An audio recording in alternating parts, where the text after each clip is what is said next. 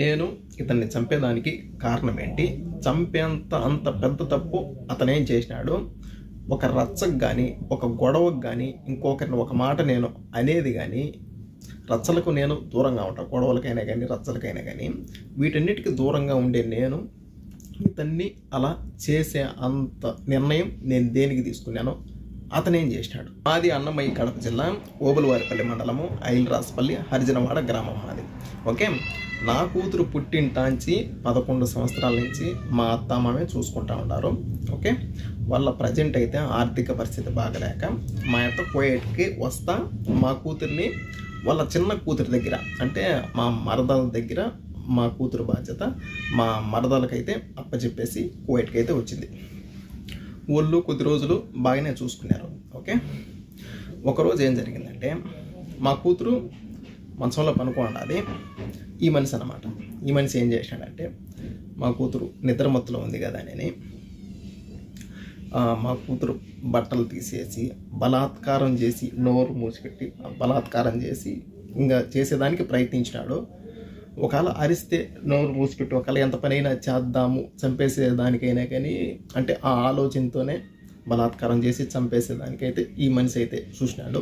ముందుగానే నా కూతురు నిద్ర మత్తులో ఉంది, అందులో మళ్ళీ నోరు మూసిపెట్టేసినాడు, బట్టలు తీసేసినాడు. నోరు మూసిపెట్టే తలకి ఊపిరాడకుండా భయపడిపోయింది అనమాట. ఏం జరుగుతున్నదో ఏమో భయపడిపోయి ఒకపారిగా అరిసేసింది బుజ్జమ్మ అని. మా మరదలను అయితే అరిసేసింది. మా మరదలో వచ్చింది.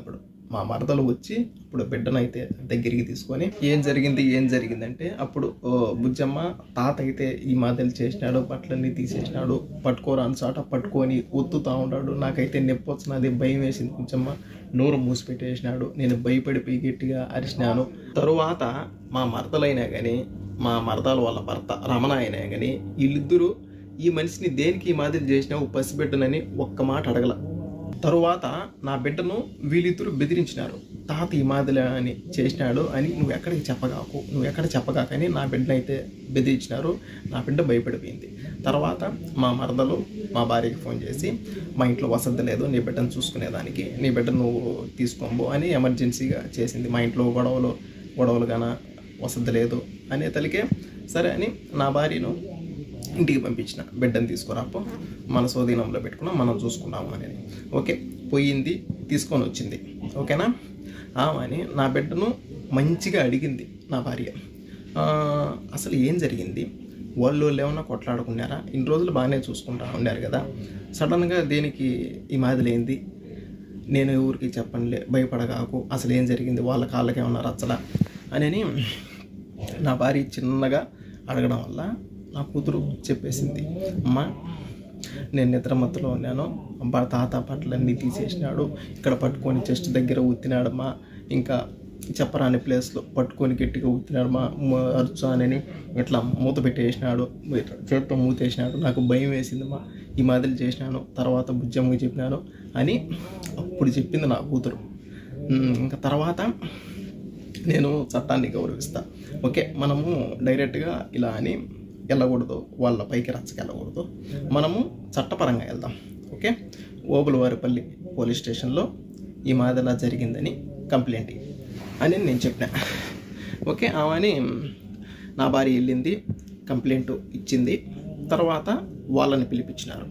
వాళ్ళని పిలిపించి ఈ మాదిరిలా జరిగిన దానికి వాళ్ళను ఒక్క దెబ్బ కూడా కొట్ల, ఏదో 2 మాటలు తిట్టి ఆమెని అక్కడి నుంచి ఇంకా మీ జోలికి మీ బిడ్డ జోలికి ఇంకా వాళ్ళు రారు అని పంపించేసినారు. ఎవరిని వల్ల ఆడ పంపించేసినారు. ఓకే, ఆమెని ఆ రోజు ఇంటికి వచ్చిన తర్వాత మరుసటి రోజు నా భార్య కోయేటికి రావాలి మళ్ళీ రిటర్న్. ఓకేనా, ఆ రోజు నైట్ ఏం జరిగిందంటే, ఇది ఒక ఆడబిడ్డ పరువు అనమాట, ఇది ఒక ఆడబిడ్డ మానానికి సంబంధించిన వీడియో, బయట పెట్టుకోకూడదు కానీ పరిస్థితి వచ్చింది. ఓకేనా, బయట పెట్టుకునే పరిస్థితి వచ్చింది. ఓకే, తర్వాత వీళ్ళిద్దరు లక్ష్మీ రమణ వీళ్ళిద్దరు భార్యాభర్తలు మాట్లాడుకొని, అంటే మా భార్య సైడ్ బంధువులకు ఫోన్ చేసి ఈ మాదిరిలా వాళ్ళ బిడ్డను మా మామ ఈ మాదిరి చేసినాడు, అందుకని ఓబులవారిపల్లి పోలీస్ స్టేషన్లో కంప్లైంట్ ఇచ్చింది మా అక్క, మేము పోలీసు వాళ్ళకు డబ్బులు కట్టి కేసు కంప్లీట్ చేసుకొని మేము బయటకు వచ్చినాం అని ప్రతి ఒక్కరికి మా భార్య వాళ్ళ సైడ్ బంధువులకి ఫోన్ చేసి మాట్లాడుతూ ఉంది. ఈ మాదిరి ఎంత పరువు తక్కువగా ఉంటుంది మాకు.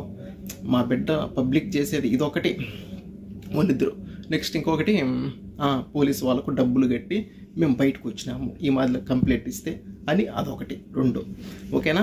ఆమెని మా భార్య నాకు ఫోన్ చేసి ఈ మాదిరి అంటా ఉంది బావా, ఎట్లా అంటే సరేలేబ్బా నువ్వు మళ్ళీ వెళ్ళు పోలీస్ స్టేషన్కి వెళ్ళు, ఈ మాదిరి అని చెప్పు, ఈ మాదిరి పబ్లిక్ చేస్తున్నారు సార్, పబ్లిక్ చేస్తే మాకే కదా భయసినము అని చెప్పు, ఏమంటారో చూద్దాము అని మళ్ళీ పంపించిన. వెళ్ళింది సార్ వాళ్ళతో చెప్పినాము.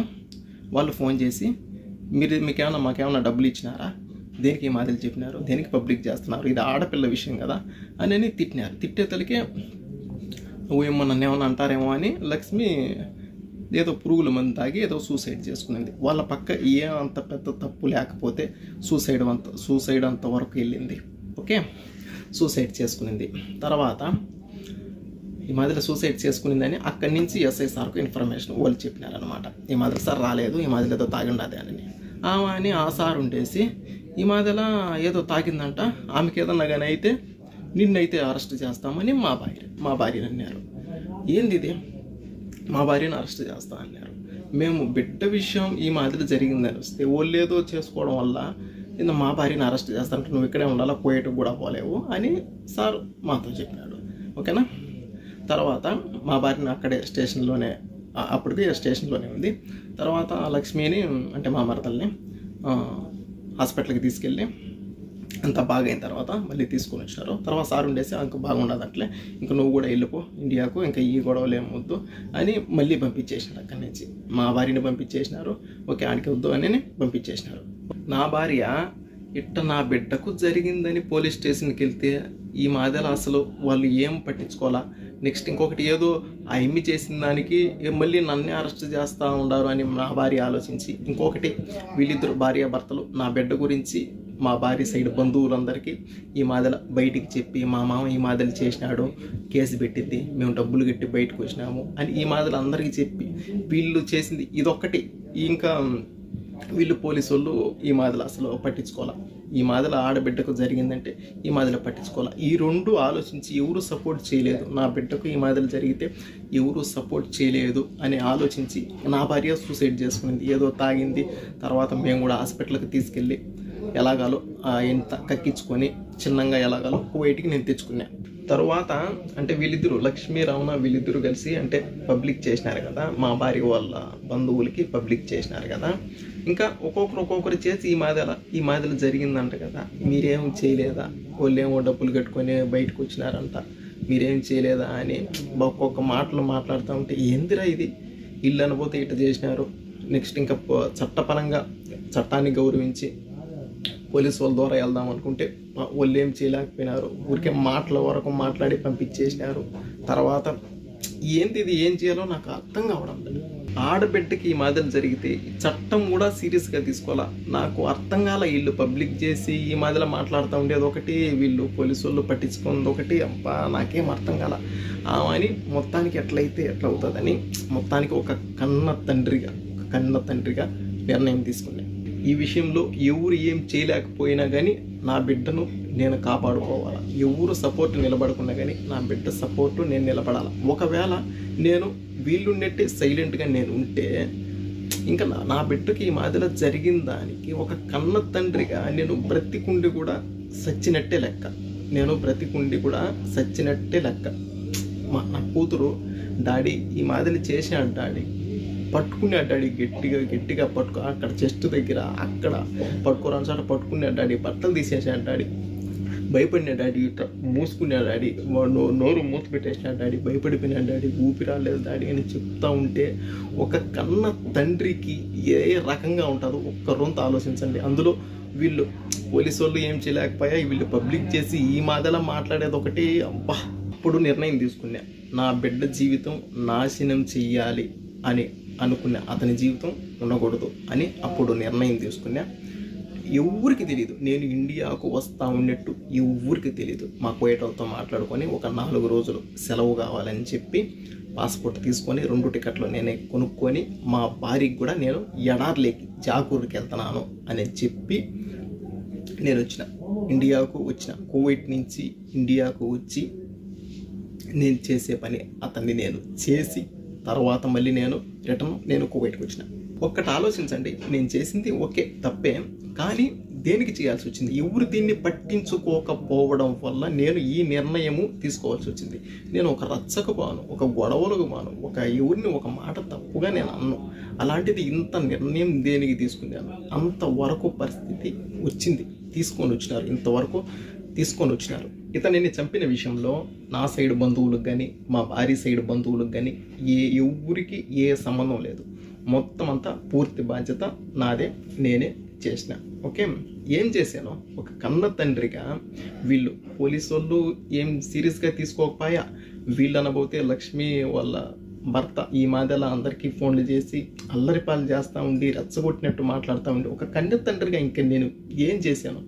ఇంకా నిర్ణయం తీసుకోవాల్సి వచ్చింది. నిర్ణయం తీసుకున్నా, ఇండియాకి వెళ్ళినా, చేసే పని చేసినా, మళ్ళీ కువైట్కి వచ్చిన. ఓకే, ఇండియాలో అంటే అక్కడ ఈ మాదిరిలా మనిషిని చంపినారు అని తెలుసు, కానీ దేనికోసం చంపినారు, ఎవరు చంపినారు, అంత ఇతనేం చేసినాడు అని తెలీదు.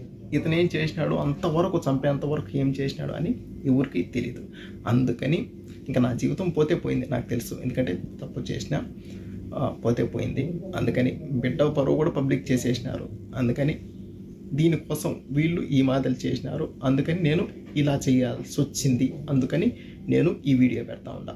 నేను చేసింది తప్పు, నేను ఒప్పుకుంటున్నా. చట్టాన్ని గౌరవించి నేను ఈ విషయం నేను పబ్లిక్ చేసి నేను లొంగిపోయేదానికి నేను వస్తూ ఉంటాను. నేను ఇండియాకు వస్తున్నా, నేను సరెండర్ అవుతా.